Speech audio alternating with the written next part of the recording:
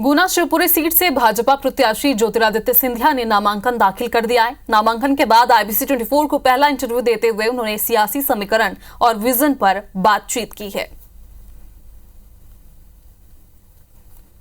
मध्य प्रदेश की सबसे hot seat यानी कि गुना शिवपुरी लोकसभा सीट से बीजेपी की प्रत्याशी ज्योतिरादित्य सिंधिया जी ने आज नॉमिनेशन फाइल कर दिया है। उनके साथ में बीजेपी के बड़े दिग्गज नेता और मध्य प्रदेश के मुखिया डॉक्टर मोहन यादव भी शामिल थे। सर, नॉमिनेशन फाइल कर दिया है, क्या कहेंगे? आज हम जो देख रहे थे काफिला आपका बहुत कुछ कह रहा था। मैं तो क्षेत्र की जनता के आशीर्वाद के लिए आकांक्षी हूँ। उनका आशीर्वाद प्राप्त हो, आशीर्वाद के आधार पे ही सेवा के पथ पर दोबारा हम अपने क्षेत्र को ले जा पाएंगे। यही एक विचारधारा, यही एक सोच, यही एक लक्ष्य के साथ मैं जनसेवा के पथ पे लगा था। आज भी लगा हूँ और ज़िंदगी भर लगूंगा। उनके आज के दिवस के आशीर्वाद के लिए मैं ज़िंदगी भर कृतज्ञ रहूँगा। सर, हमने देखा आप भावुक हो गए, मंच पर दादी को याद किया, अपने पिताजी को याद किया, जनसंघ और उस दौर को लेकर क्या कहेंगे? एक बहुत लंबा और एक बहुत विस्तृत रिश्ता रहा है इस अंचल के साथ भी और भारतीय जनता पार्टी के साथ भी।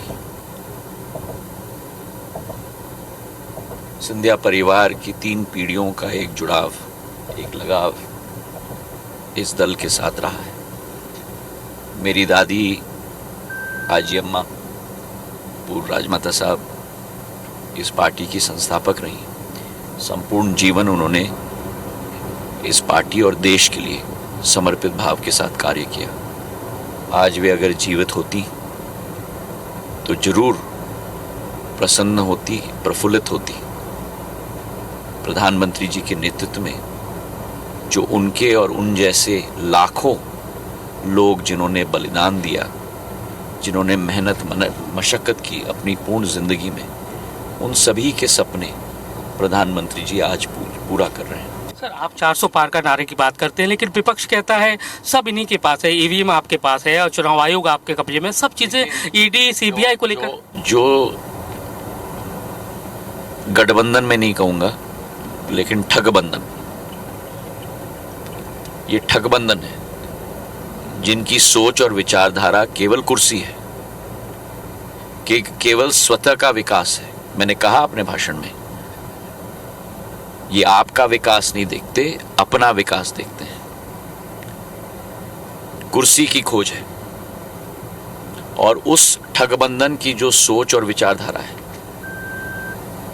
कि जिस संविधान के आधार पर भारत चलता है, उस संविधान पर कलंक लगाने का कार्य अगर ये ठगबंधन करेगा तो इसका जवाब जनता इस ठगबंधन को अपने आप स्वयं देगी।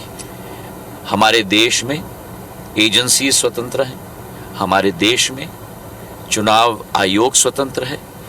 विश्व में किसी देश में इतना बड़ा चुनाव आयोजित नहीं होता जो हमारा चुनाव आयोग आयोजित करता है।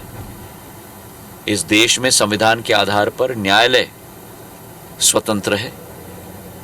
क्या ये ठगबंधन न्यायालय पर प्रश्न कर रहा है? इस तरह से आप रोड मैप लोकसभा चुनाव में देख रहे हैं, शिवपुरी लोकसभा, क्या नया कुछ करने की सोच रहे हैं? क्या प्लानिंग है इसमें? मेरा प्लानिंग तो यही है जो सदैव रहा है, जनता के दिल में स्थान पाना।